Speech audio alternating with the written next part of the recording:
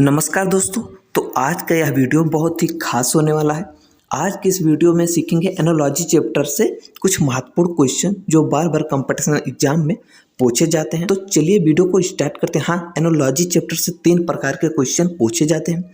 तो 2 प्रकार के क्वेश्चन को सॉल्व करना हम लोग पहले भी सीख चुके हैं। तो एनालॉजी चैप्टर का जो नंबर से संबंधित क्वेश्चन आते हैं उन्हें शॉर्ट ट्रिक से किस प्रकार से किया जाता है आज हम लोग सीखेंगे।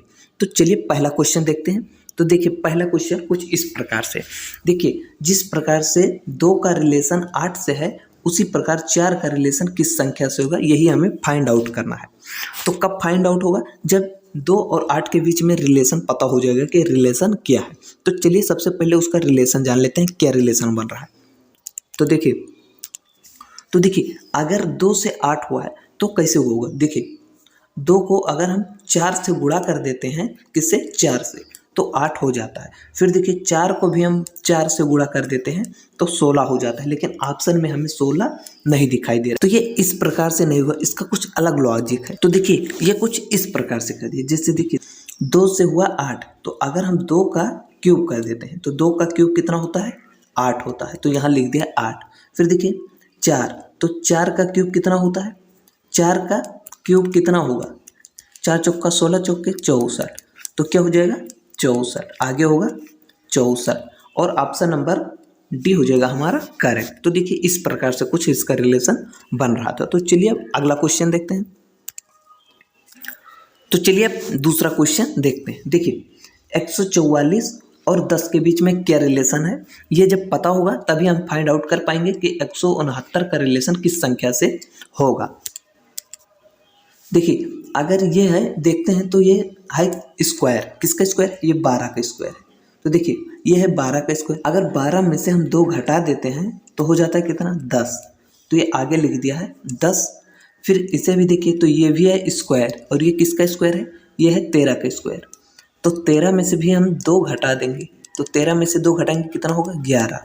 तो अगला संख्या क्या होगा? 11। तो जिस प्रकार से 144 का रिलेशन 10 से बन रहा है उसी प्रकार 169 का रिलेशन 11 से बनेगा। ऑप्शन नंबर बी हो जाएगा हमारा करेक्ट। तो इस प्रकार से ये भी क्वेश्चन हमारा सॉल्व हुआ। चलिए अब अगला क्वेश्चन देखते हैं। तो देखिए तीसरा क्वेश्चन कुछ इस प्रकार से, देखिए 12 34 का रिलेशन है 41 32 से, तो उसी प्रकार 56 78 का रिलेशन किससे होगा।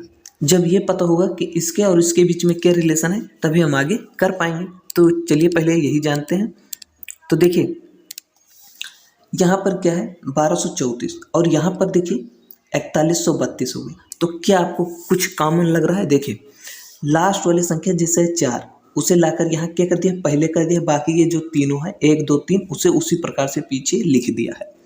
तो अब देखिए यहाँ पर लास्ट में क्या है? 8, तो पहले हो जाएगा क्या? 8।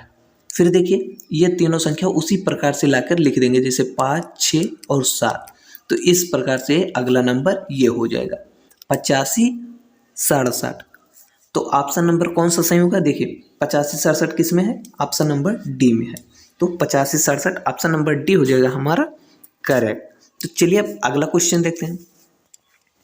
तो देखिए अगला क्वेश्चन कुछ इस प्रकार से, जिसे 95% स्टूडेंट नहीं कर पाएंगे। अगर कंपटीशन एग्जाम में ये आ जाए तो नहीं कर पाएंगे। तो इसका क्या लॉजिक है, आइए जानते हैं शॉर्ट ट्रिक क्या है। देखिए 36 का रिलेशन है 324 से, तो 49 का रिलेशन किस संख्या से होगा, यही हमें फाइंड आउट करना है। तो देखिए 36 और फिर 324 हो गया, अगर स्क्वायर करते हैं तो भी नहीं होगा, तो किस प्रकार से होगा। देखिए यहाँ पर कुछ ऐसा कर दिया। देखिए ये है 36, तो स्क्वायर बन रहा है, किसका स्क्वायर है? 6 का। तो अगर हम 6 इस प्रकार से लिख देते हैं, फिर इसे क्या करें? 3 से गुणा कर दें, तो 6 कितना हुआ? हो गया 18। और 18 का अगर स्क्वायर करते हैं तो 324 हो जाता है। 18 18 होता है 324। तो उसी प्रकार से ये भी हम कर देंगे। तो 49 किसका स्क्वायर है? 7 का स्क्वायर है। 7 का स्क्वायर है। तो अब यहाँ जिस प्रकार से किए थे उसी प्रकार से करेंगे। तो यहाँ क्या किए थे? 3 से गुणा कर दिए थे, तो 7 को भी हम 3 से गुणा कर देंगे। तो 7 त्रिक कितना हुआ? हो गया 21। अब क्या किए थे? इसका स्क्वायर कर दिए थे, तो 21 के सेम कितना होता है? 441। तो अगला नंबर क्या होगा? 441। और ऑप्शन नंबर कौन सा सही हुआ? ऑप्शन नंबर ए हो जाएगा हमारा करेक्ट। तो इस प्रकार से ये भी क्वेश्चन हमारा सॉल्व, बहुत ही लॉजिकल क्वेश्चन था।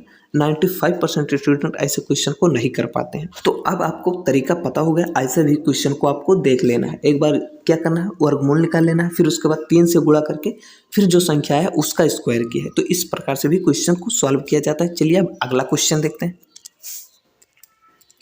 तो देखिए अगला क्वेश्चन कुछ इस प्रकार से, तो ये देखिए पहले जो है 49, तो 49 देखिए ये किसका स्क्वायर है, 7 का। 7 सतह कितना होता है 49, और इसे देखते हैं तो 81 है, तो कितना होता है 9 9 81, ये 9 का स्क्वायर है। तो अब देखिए 7 और 9 के बीच में कितने का डिफरेंट है, 2 का डिफरेंट है। तो उसी प्रकार से देखिए ये 64, तो ये कितने का स्क्वायर है, 8 का स्क्वायर है, और 8 का स्क्वायर है। अब क्या है कि इसके बीच में डिफरेंट जो रहेगा वो 2 रहेगा। तो 8 और यहाँ पर हम क्या रख दें, अगर 10 लिख देते हैं तो इनके बीच डिफरेंट 2 रहेगा। तो देखिए यहाँ 7 था, यहाँ 9 था, बीच में डिफरेंट 2 था, और फिर यहाँ पर 8 है, यहाँ 10 कर दिए, बीच में डिफरेंट 2 है। तो अब इस संख्या का भी स्क्वायर करके लिख देना है। तो 10 का स्क्वायर कितना हो जाएगा, 100। तो आने वाला संख्या क्या होगा, 100 होगा। 64 का रिलेशन 100 से होगा। तो ऑप्शन नंबर बी हो जाएगा करेक्ट। तो ये वीडियो कहते हैं यहीं पर समाप्त। अब एनालॉजी चैप्टर को जो 3 टाइप का क्वेश्चन हम लोग सीखे हैं वो अगले पार्ट में सभी को मिक्स करके सीखेंगे। तो इसलिए आप लोग चैनल को सब्सक्राइब कर लीजिए, जिससे हर एक वीडियो का नोटिफिकेशन आप तक पहुंच जाए। और हाँ, वीडियो को भी लाइक करिए, अपने दोस्तों के पास भी शेयर करिए ज़्यादा से ज़्यादा। तो वीडियो यहीं कहते हैं समाप्त, मिलेंगे फिर अगले वीडियो में।